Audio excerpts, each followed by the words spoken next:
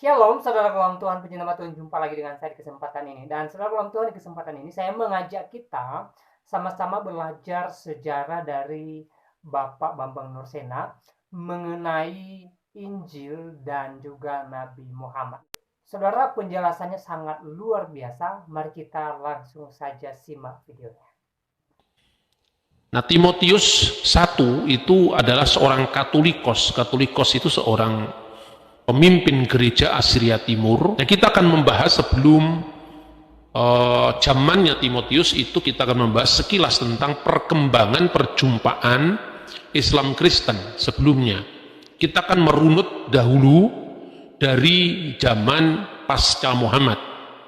Jadi Islam itu muncul tatkala perseteruan peperangan sengit antara dua imperium besar, yaitu Imperium Sasanid Persia dan Imperium Bizantium, yang sejak Theodosius kedua itu menjadikan Kristen sebagai agama negara. Pengerahan besar-besaran dalam angkatan perang masing-masing selama ratusan tahun telah menyebabkan kedua imperium itu nyaris lunglai kehabisan tenaga, dan dalam situasi seperti itulah Islam mencapai kemenangan yang gemilang ketika dua imperium besar dunia yang sedang bertikai itu sama-sama lemah. Karena itu seperti dikatakan oleh Profesor Montgomery Watt, dia mengatakan begini, laksana mimpi saja, hanya dalam waktu 6 tahun sepeninggal Muhammad, seluruh Syria dan Irak harus membayar upeti kepada negara Madinah, dan 4 tahun kemudian Mesir tunduk di bawah Imperium Islam. Itu terjadi tahun 645 Masehi pada zamannya Khalifah Umar bin Khattab. Dan kemudian 100 tahun setelah itu robohlah benteng-benteng Konstantinopel, Maroko, Spanyol, hingga sampai ke Asia Tengah. Maka prestasi militer Islam yang gemilang inilah yang kemudian menyebabkan perkembangan Islam begitu cepat, dan daerah-daerah yang dahulu menjadi wilayah Kristen itu semua satu demi satu, Yerusalem, Syria, Mesir, jatuh ke tangan Islam. Namun sekalipun Islam itu secara militer memang di atas angin, namun secara ilmu pengetahuan dia masih jauh di bawah Imperium Kristen yang dahulu menguasai wilayah-wilayah Islam itu. Jadi daerah-daerah taklukan itu memang memiliki reputasi intelektual yang jauh lebih maju ketimbang Islam.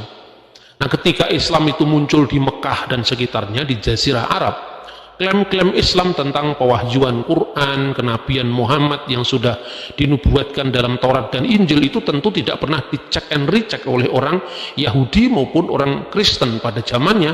Artinya pada zaman Muhammad, karena memang kekristenan yang muncul di Jazirah Arab itu memang terbesar dari mereka itu adalah sektarianisme, bidat-bidat Kristen, seperti misalnya aliran Maryamin, ya, aliran Koliridianisme yang memperkenalkan 3 serangkai Allah, Isa, dan Maryam, sehingga Al-Quran menegurnya, walat taqulu salasa, jangan kamu menyebut Allah itu 3, dan 3 itu adalah Allah, Isa, dan Maryam. Begitu juga sekte-sekte lain seperti Basilides yang menyangkal penyaliban Yesus itu jauh lebih kuat di wilayah-wilayah Arab yang memang itu jauh dari pengaruh kedua imperium, baik itu adalah Bizantium maupun Persia. Nah, ketika perjumpaan langsung dengan pusat-pusat ortodoksi Kristen seperti Alexandria, Antioquia, maka di sanalah klaim-klaim teologis Islam itu dipersoalkan oleh orang Kristen yang langsung di sana membaca kitab suci. Sementara di Mekah itu tradisi Kristen itu lebih mengacu kepada cerita-cerita rakyat, ya, syair-syair jahili. Banyak diantaranya itu adalah penyair-penyair Kristen yang membaca tentang akhir zaman dan sebagainya. Itu tentu tidak mengacu langsung pada sumber tertulis. Begitu Islam menaklukkan Syria, menaklukkan Mesir, di situ langsung mengacu sumber tertulis. Nah, ketika di Mekah Islam sudah punya klaim bahwa Muhammad itu adalah sudah dinubuatkan di dalam kitab Taurat dan kitab Injil, sampai di Antioquia, sampai di Alexandria yang langsung membaca kitab. Nah, di sana tidak ada nama Nabi Muhammad. Bahkan konsep pewahyuannya pun berbeda dan ditolak, karena baik Kristen maupun Yahudi tidak memiliki paham pewahyuan bahwa Taurat itu didiktekan langsung oleh malaikat Jibril dari langit. Jadi kalaupun ada yang langsung diturunkan itu ya 10 perintah Tuhan, tapi peredaksian Taurat itu tentu tidak disangkal ada tangan selain Musa yang. Baik, saudara Tuhan, sebelum kita lanjut, pastikan tekan tombol like, tekan tombol subscribe, dan yang lebih penting, share video ini sebanyak-banyaknya, supaya menjadi berkat bagi banyak orang. Menulis misalnya Yosua menurut Talmud, Baba Batra itu adalah menuliskan bagian-bagian terakhir dari kitab Ulangan. Nah, sementara Islam sudah berpikir bahwa wahyu itu sesuatu yang turun langsung dari langit melalui malaikat Jibril, sebagaimana Nabi Muhammad menerima wahyu dengan cara seperti itu. Nah, akibat klaim-klaim yang ditolak tadi, maka mulai berkembang secara perlahan tuduhan pemalsuan kitab suci yang diarahkan kepada orang Kristen, ya. Nah, makanya kemudian teks-teks Quran yang mungkin saja itu merupakan bentuk tahrif maknawi. Jadi tahrif maknawi itu pemalsuan, tapi pemalsuan bukan teks, tapi pemalsuan makna.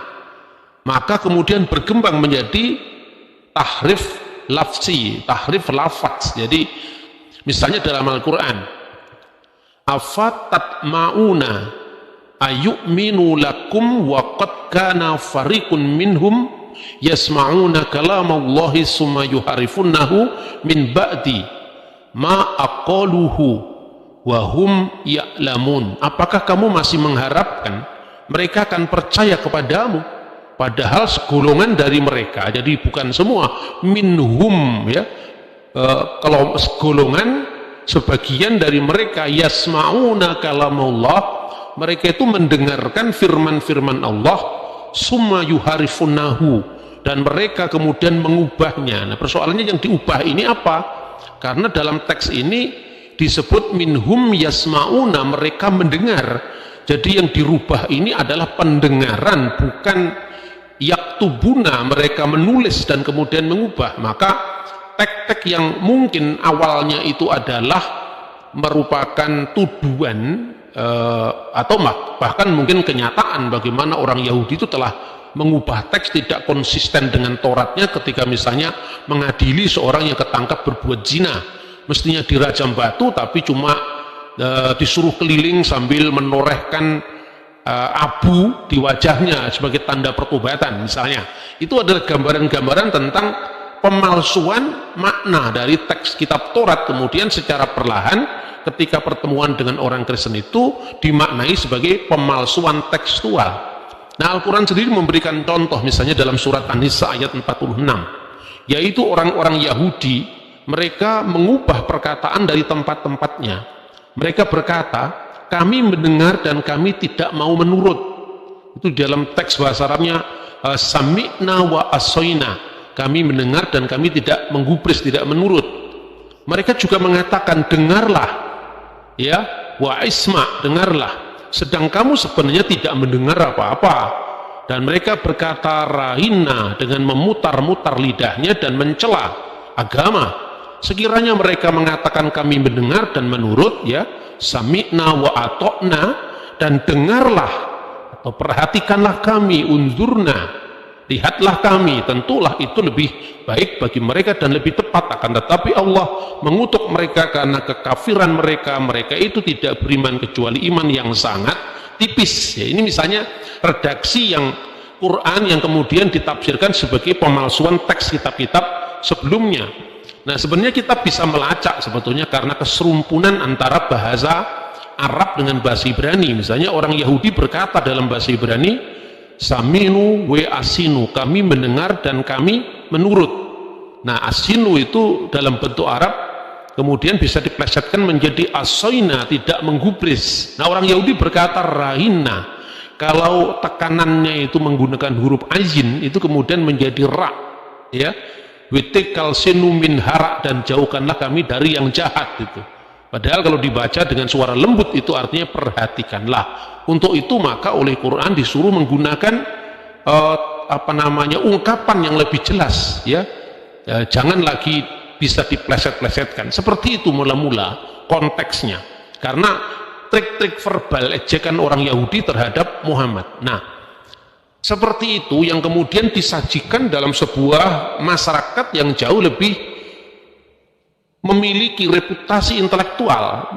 Jadi kekristenan itu kan sudah menerjemahkan karya-karya Yunani, dan memang kekristenan itu awal dari perkembangannya memang sudah akrab dengan bahasa Latin, bahasa Yunani, bahasa Aramaik, ya, selain bahasa Ibrani sebagai bahasa kitab Taurat. Nah, bentuk tuduhan atau tahrif pemalsuan ini paling sederhana. Mula-mula kisah ini lebih dikonsumsikan untuk sebagai benteng sederhana, menjadi pertahanan bagi orang muslim yang sederhana terhadap jika saudara merasa terberkati dengan penjelasan beliau, ya, pastikan tekan like, subscribe, dan juga share supaya orang lain juga ikut terberkati dan semakin banyak yang memuliakan Tuhan. Kristenan mengenai bagaimana misalnya dalam bentuk yang sederhana, bagaimana uraian-uraian dalam kitab-kitab itu telah dipalsukan dengan cara menempel 2 halaman menjadi 1. Jadi misalnya tuduhannya seperti itu.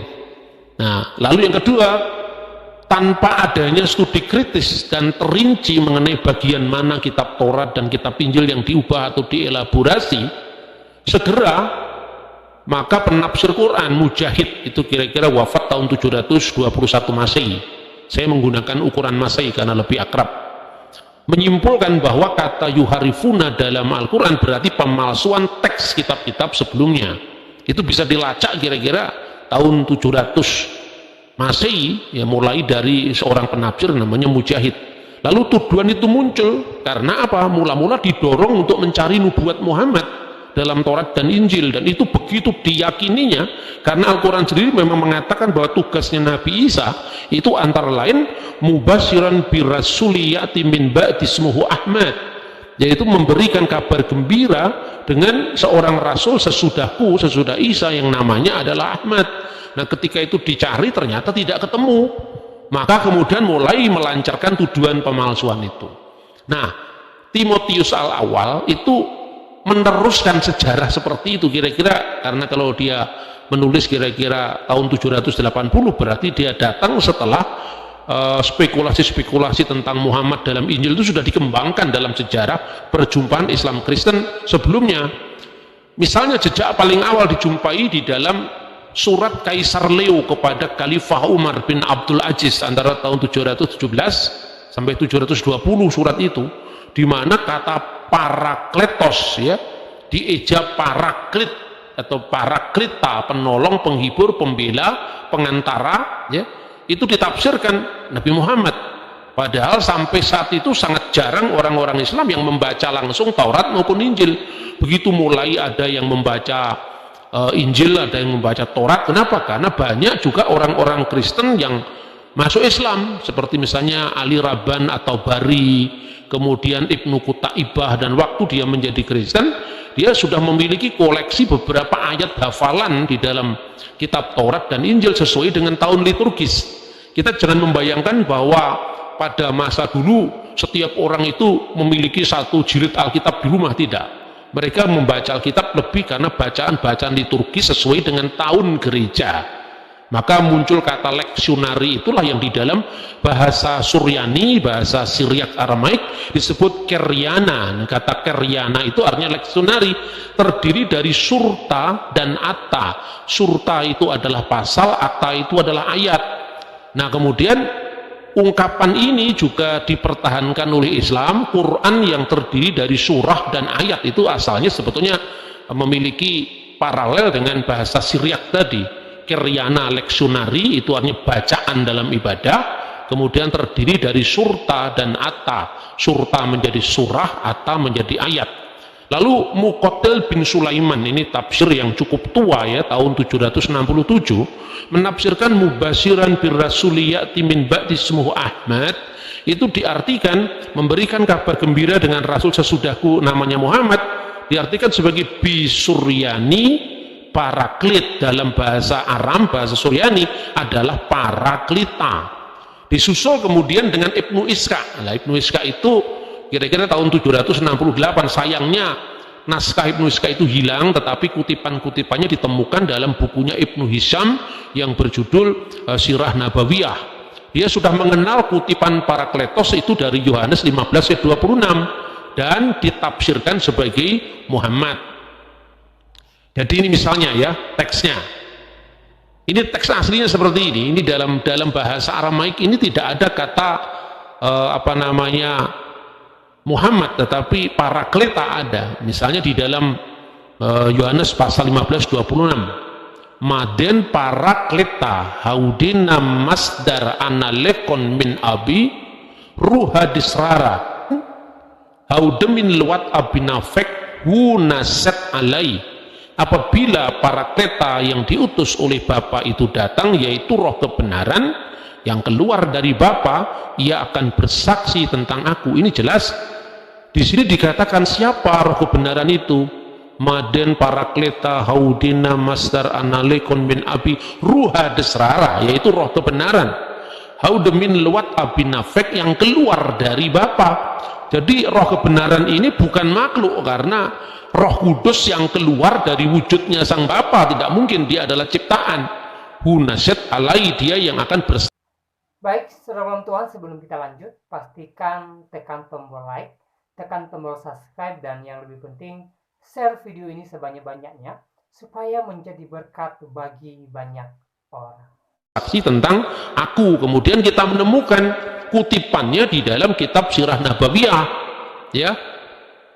Ketika tafsir Muqatil bin Sulaiman itu menyebut Paraklit, ya mungkin berasal dari informan Kristen dari Pesita, mungkin membaca langsung. Namun Ibnu Hisham yang mengutip Ibnu Ishaq menyebut Al-Menahemma atau Munahemma dalam bahasa Ibrani, Ha-Menahem, Menahemma, lalu diartikan Muhammad. Maka apabila Al-Munhammana yang diutus Allah kepadamu dari sisi Tuhan, katanya, dari kutipannya begitu, dan Roh Kudus yang keluar dari sisi Tuhan, dia akan bersaksi bagiku dan bagi kamu juga di hadapan kamu dan aku, agar kamu tidak meragukannya. Lalu Ibnu Hisham memberikan Al-Munhammena bisuryaniyah. Munhammena itu di dalam bahasa Suryani artinya Muhammad, wahuwa birumaniyah al-baraklitus sallallahu alaihi wa alihi wassalam. Nah, makanya ada seorang orientalis namanya Alfred Jilom mengatakan bahwa kutipan-kutipan yang dilakukan oleh Ibnu Ishaq itu tidak didasarkan apa teks Alkitab resmi dari bahasa Suryani, baik itu Pesito maupun Ul-Siriak atau naskah Syria kuno, tetapi kemungkinan dari Kiryana tadi dari kutipan-kutipan leksionari di dalam bahasa Aram yang dikenal mungkin di salah satu gereja Syria.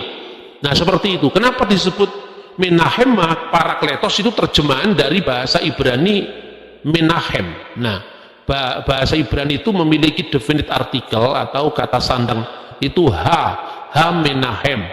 Ketika itu menjadi bahasa Suryani, bahasa Aramaik, kata sandang itu letaknya di belakang. Menahem, Menahemma, misalnya Elah artinya sembahan, Elaha artinya satu-satunya sembahan, ya. Jadi Allah itu sembahan, sembahan siapa saja, agama apa saja, konsep apa saja, tapi Allah itu sembahan yang satu itu. Begitu juga Yesu Mesiha. Mesiha itu asalnya dari kata Masih yang diurapi, dan A itu dia yang diurapi, seperti Ha-Musyah atau Ha-Mesyah menjadi Mesiha dan seterusnya. Maka Ha-Menahem sang penghibur menjadi Menahemma, dan karena miripnya kata itu dengan nama Muhammad, maka kemungkinan katanya ya itulah yang diramalkan oleh Injil tentang kenabian Muhammad, yaitu Menahem itu adalah Muhammad. Jadi ini lebih didasarkan atas kemiripan bunyi dan bukan pada seluruh teks sendiri, konteksnya tidak mengarah ke sana. Nah, kemudian yang berikut dalam konteks dialog yang sudah sangat maju antara Islam dan Kristen, sekarang kenapa kita tidak langsung membaca pada teks aslinya? Saya memberikan contoh, inilah Injil kuno yang ditulis di atas papirus yang dikenal dengan P66. Saudara bisa hunting itu, dan banyak sekali sekarang web resmi yang sudah mempublish temuan-temuan Injil dari abad pertama akhir, ya, abad pertama Masehi itu sampai sekarang bisa di cross check. Misalnya yang saya garis bawahi ini, ya, kata parakletos. Dari awal tidak ada kata periklitos yang artinya Muhammad atau Ahmad, ya, dari akar kata terpuji, itu tidak ada. Di sini jelas hurufnya alfa, ya. Hode paraklitos to pneumato akion hupemsei. Baik, salam Tuhan, itu dia penjelasan daripada Bapak Bambang Nursena. Saya secara pribadi sangat terberkati, memberikan saya pemahaman baru, wawasan baru, dan saya percaya bahwa saudara juga pastinya terberkati. Dan kiranya video ini memberkati kita, memberi kita pemahaman baru, dan membuka wawasan kita mengenai sejarah. Dan saya tidak punya lebar menyampaikan pesan melalui video ini, kiranya video singkat ini memberkati kita, dan Tuhan Yesus memberkati kita semua. Shalom.